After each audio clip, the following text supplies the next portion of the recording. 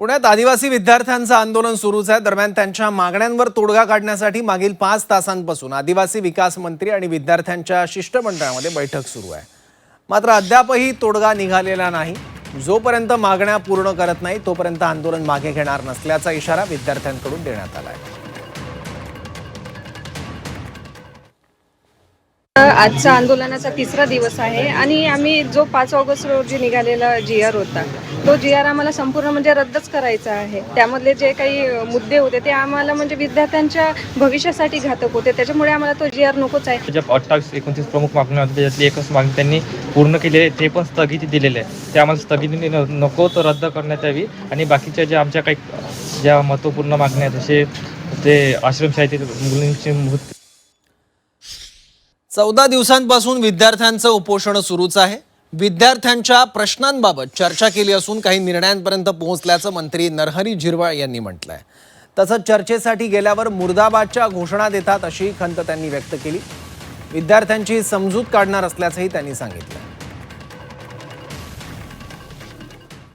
उपोषण वगैरे 14 दिवस झाले। रात्री आम्ही बसलो, काही निर्णय घेण्यापर्यंत आलोय। तर जाऊन विनंती करायची, आता ते म्हणतात तिथं गेल्यावर आपलंच मुर्दाबाद मुर्दाबाद, तर जाऊ द्या, आपलीच आहेत, हक्कानं सांगतात, सहन करू, समजूत घालू, झालं तेवढा प्रयत्न त्या ठिकाणी करू।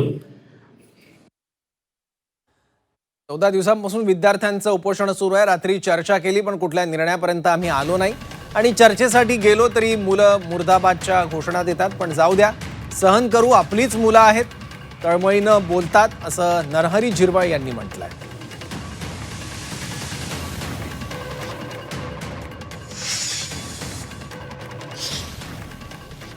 तर विद्यार्थ्यांची मंत्री उईकेंसोबतची बैठक निष्फळ ठरलेली आहे। महत्त्वाची बातमी आहे, मंत्र्यांसोबतच्या बैठकीत कोणताही तोडगा निघालेला नाहीये। आदिवासी विद्यार्थ्यांचं आंदोलन त्यामुळे सुरूच राहणार आहे। मागण्या पूर्ण होईपर्यंत आंदोलन सुरूच ठेवणार अशी भूमिका आदिवासी विद्यार्थ्यांनी घेतलेली आहे।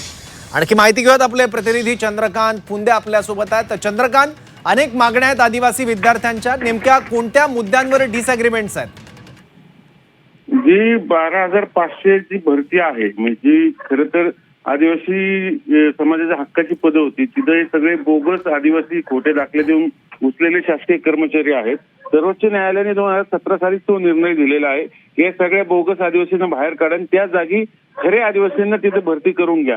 ही एवढी साधी सिंपल मागणी आहे, पण हे प्रशासनामधली बाबू लॉबी ते होऊ देत नाहीये, तो निर्णय शासनाला घेऊ देत नाही। कारण 12,500 शासकीय कर्मचारी आहेत जे शासनात आहेत आणि जे बोगस दाखल्याचं सगळं सिद्ध झाले, पण ते काही म्हणून आता ह्या मुलांनी भूमिका केली की आमच्या हक्काच्या जागा ते तुम्ही पहिल्या भरून द्या, पण आता ते एका दिवसात होणार नाही। म्हणून त्यासाठी मुख्यमंत्र्यांची परमिशन, सगळ्या प्रोसेस लागणार आहे, म्हणून हा सगळा वेळ लागतोय। म्हणून मंत्री महोदयांनी सांगितलं की आम्ही शासकीय पातळीवर प्रयत्न करतो, पण म्हणून जोपर्यंत तुम्ही आम्हाला याचं लेखी आश्वासन देत नाही जोपर्यंत आम्ही उपोषण मागे घेणार नाही, म्हणून उपोषण सुरूच आहे। पण आजची चर्चा पहिल्यांदा सरकार मुलांच्या आंदोलनस्थळी आले, हे सर्वात महत्वाचं आहे। स्वतः मंत्री महोदय आले आणि त्यांच्यासोबत बैठक करून किमान त्यांचं मागण्या तरी ऐकून घेतलं, नाही ते गेली 13 दिवस सरकारनं दखलही घेतली नव्हती यांच्या आंदोलन।